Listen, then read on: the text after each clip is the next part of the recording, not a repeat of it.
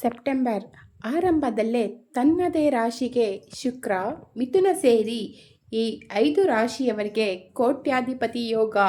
ಶುಭ ಗ್ರಹವಾದ ಶುಕ್ರನು 2026 September 2 ಬುಧವಾರ ಮಧ್ಯಾಹ್ನ 1:51ಕ್ಕೆ ತನ್ನ ರಾಶಿಯನ್ನು ಬದಲಾಯಿಸುವ ಮೂಲಕ ತುಲಾ ರಾಶಿಯನ್ನು ಪ್ರವೇಶಿಸಲಿದ್ದಾನೆ.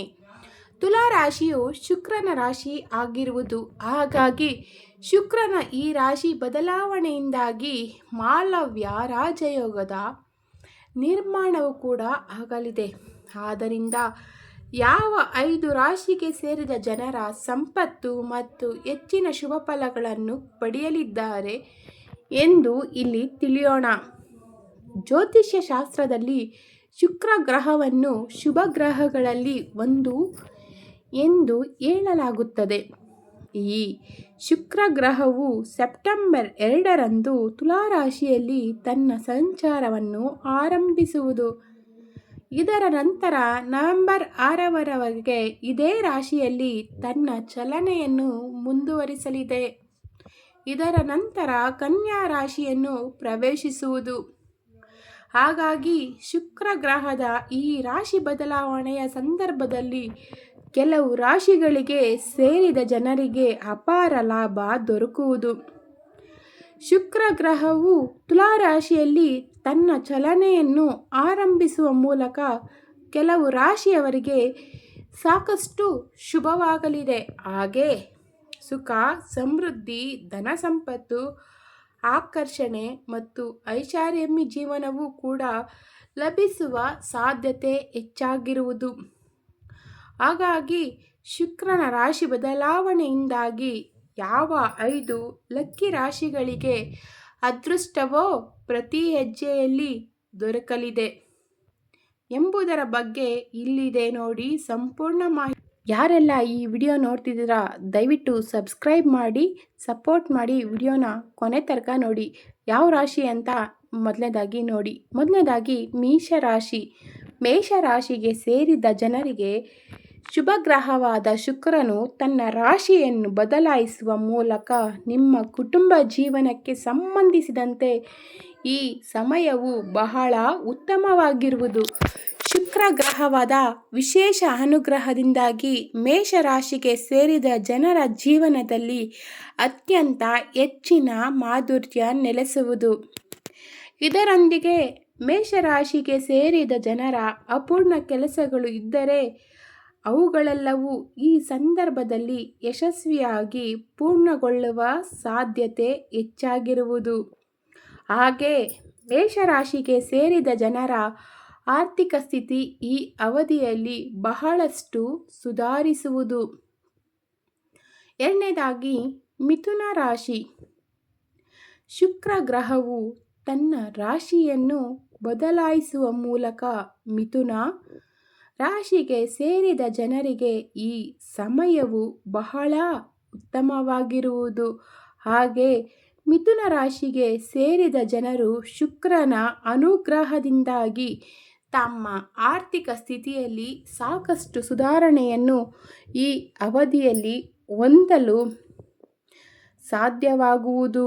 ಅಭಿವೃದ್ಧಿ ಈ ಸಮಯದಲ್ಲಿ ಪಡೆಯುತ್ತಾರೆ. ಇದರೊಂದಿಗೆ ತುಲಾ ರಾಶಿಯನ್ನು ಪ್ರವೇಶಿಸಲಿರುವ ಶುಕ್ರನಿಂದಾಗಿ ಮಿಥುನ ರಾಶಿಗೆ ಸೇರಿದ ವಿದ್ಯಾರ್ಥಿಗಳು ಈ ಅವಧಿಯಲ್ಲಿ ಉತ್ತಮ ಸಮಯವನ್ನು ಹೊಂದುವುದು.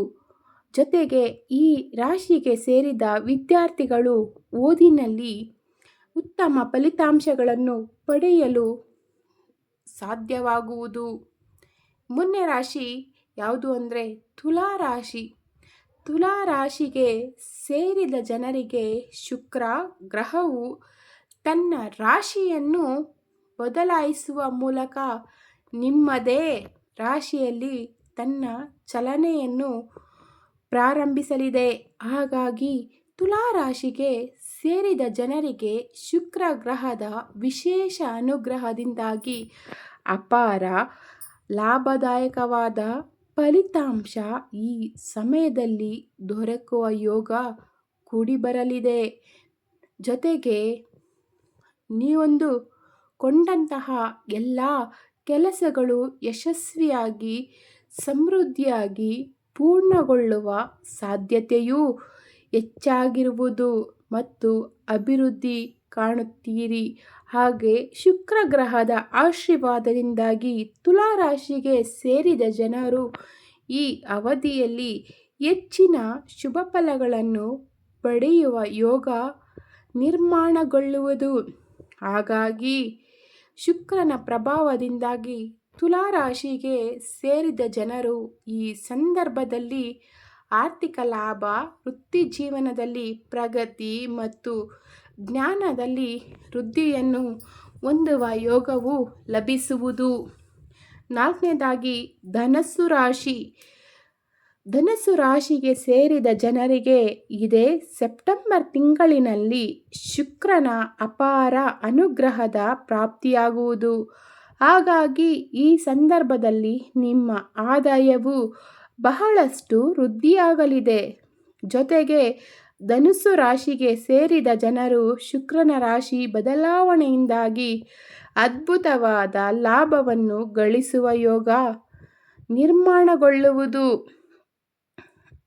ಜೊತೆಗೆ ಧನುಸ್ಸು ರಾಶಿಗೆ ಸೇರಿದ ಜನರ ಅಪೂರ್ಣ ಕೆಲಸಗಳೆಲ್ಲವೂ ಶುಕ್ರನ ದೆಸೆಯಿಂದ ಕೃಪೆಯಿಂದಾಗಿ ಈ ಅವಧಿಯಲ್ಲಿ ಯಶಸ್ವಿಯಾಗಿ ಪೂರ್ಣಗೊಳ್ಳುವ ಸಂಭವವಿದೆ. ಹಾಗೆ ಕುಟುಂಬದ ಜೀವನಕ್ಕೆ ಸಂಬಂಧಿಸಿದಂತೆ ಈ ಅವಧಿಯು ನಿಮಗೆ ಬಹಳಷ್ಟು ಸಂತೋಷದಿಂದ ಕೂಡಿರುವಂತೆ ಮಾಡುವುದು.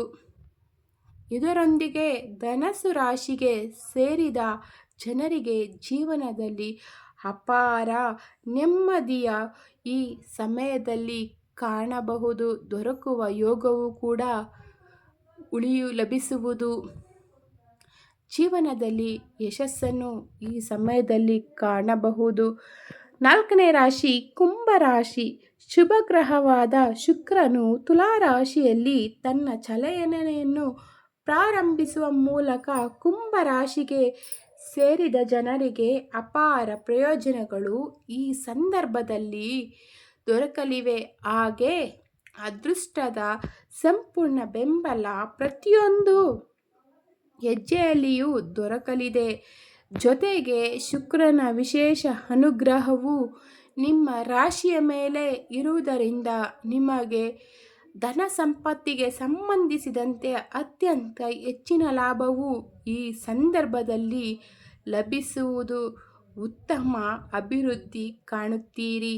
ಕೆಲಸ ಮತ್ತು ವ್ಯಾಪಾರ ವ್ಯವಹಾರವನ್ನು ಮಾಡುವ ಕುಂಭರಾಶಿಗೆ ಸೇರಿದ ಜನರಿಗೆ ಈ ಅವಧಿಯು ಬಹಳಷ್ಟು ಉತ್ತಮವಾಗಿರುವುದು ಮತ್ತು ನೀವಂದುಕೊಂಡಂತಹ ಎಲ್ಲ ಕೆಲಸಗಳು ಸಮಯಕ್ಕೆ ಸರಿಯಾಗಿ ಯಶಸ್ವಿಯಾಗಿ ಪೂರ್ಣಗೊಳ್ಳುವುದರಿಂದ ನೀವು ಹೆಚ್ಚು ಸಂತೋಷ ಸಮೃದ್ಧಿಯಿಂದ ಕೂಡಿದ ಜೀವನವನ್ನು ನಡೆಸುವ ಅವಕಾಶವನ್ನು ಪಡೆದುಕೊಳ್ಳುವಿರಿ.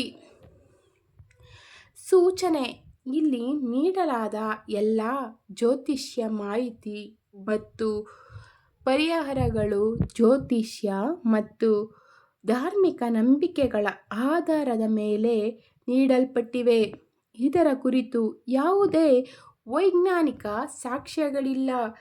ಈ ಮಾಹಿತಿಯನ್ನು ಪರಿಗಣಿಸಲು ಮತ್ತು ಸಂಪೂರ್ಣ ವಿವರಗಳನ್ನು ಗಳಿಸಲು ಸಂಬಂಧಿತ ಪರಿಣಿತರಿಂದ ಸಲಹೆ ಪಡೆಯುವುದು ಉತ್ತಮ.